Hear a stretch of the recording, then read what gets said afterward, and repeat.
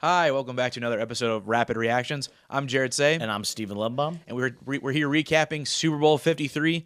Wasn't much of a game as we expected it's going to be, but so Steven, let's get right into it. What did you think of the game? Well, I think it's easy to say that the best part about the game is that it ended early so we could get some sleep last night. Oh, thank God. Yeah, Thank God. It was the worst Super Bowl of my lifetime. That you can remember. That's 24 years. And I think it's easy going back and looking at it. It's probably the worst Super Bowl ever. I mean, it's different between worse though and like boring. Like just This boring. is the most boring. You know, if there's you're just nothing interesting about if you're a defensive guy, if you like defense and low-scoring games, then this is your Yeah, for all those defensive people argument, yeah, there's a reason why the league's turning towards offense because we don't need to see another snooze fest. Rams had 9 punts. Yeah. The highest scoring team in the Johnny league. Hecker and Ryan Allen were the two biggest stars of the game last Yeah, night. geez, it was definitely boring. Definitely boring. It was definitely boring, and it was an indictment on Sean McVay and Jared Goff last night. Really was. The Patriots, I went back and watched the film. They didn't really do anything special. Yes, they're a man-heavy defense, and they didn't come out and they played a lot of zone, right? They weren't expecting that.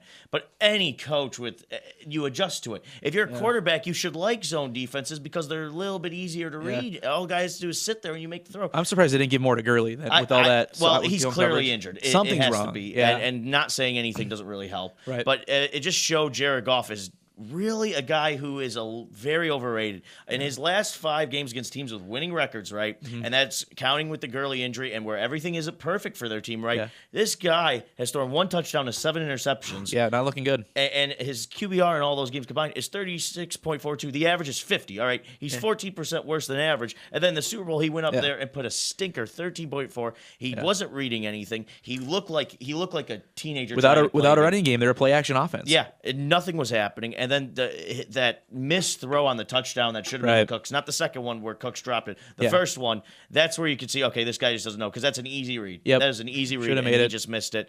And so he was terrible. Sean McVay was terrible. Well, he never changed anything. McVay admitted he got outcoached. I mean, he's a 32-year-old guy, you know. Like they tried doing no huddle when they came right out of the second half, and it worked. They got 2 first downs, and then he went back to it because his idea was if we take forever to call the play, Bill Belichick cannot call his That was defense. a good point. That was a good point. I remember hearing that from the broadcast And also, team. it takes the time, keeps Tom Brady off the field. Yeah. Well, the Lions did that, and it worked, but you had Matt Patricia who knew what was happening. Yeah.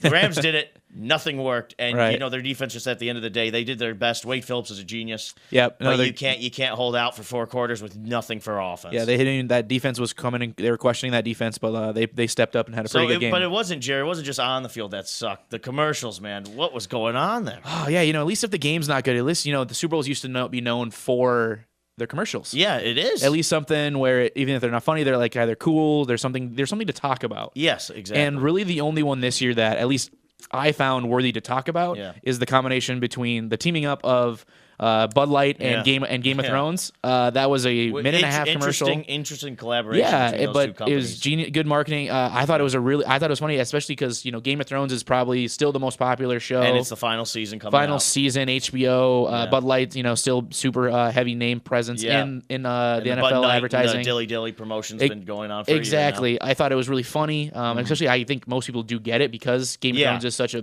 big pop culture. Even my brother who's never show. seen Game of Thrones, he understood who the Mountain was and who the dragons. You get and all that. you get the reference. So I thought that one was extremely good. I liked it a lot.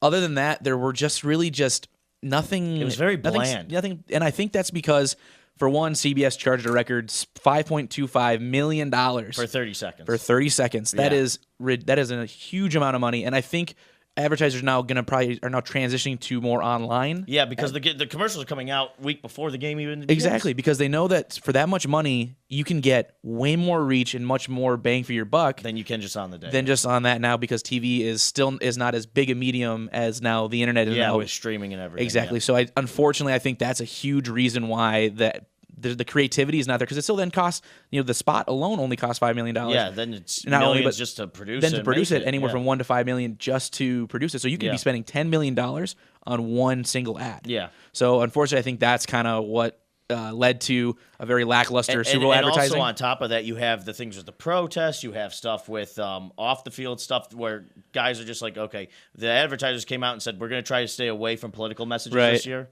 But even then, it's still like, well, then where was the creativity and some funny, there was no Doritos, No, Doritos used to was boring. I think they did the I don't even remember. Boys thing. Was that them? Honestly, I can't even remember. Yeah, it was not good. So unfortunately, that all led up to with the boring game and the boring advertisements. But the good news is even though the game last night was terrible, we're now in NFL draft season, which is actually the most exciting time of the year. And so that's something for NFL fans to look forward to, especially after last night's and free agency, drafts, the combine, all this month stuff. Away. It's going to be exciting. Yep, got a lot of good stuff coming up. So that was our recap of Super Bowl 53. Thanks for watching, guys. And remember, go to 1E Network for all our latest content. And please click, link, and subscribe, and keep watching Rapid Reactions. Thank you very much. See you later, guys.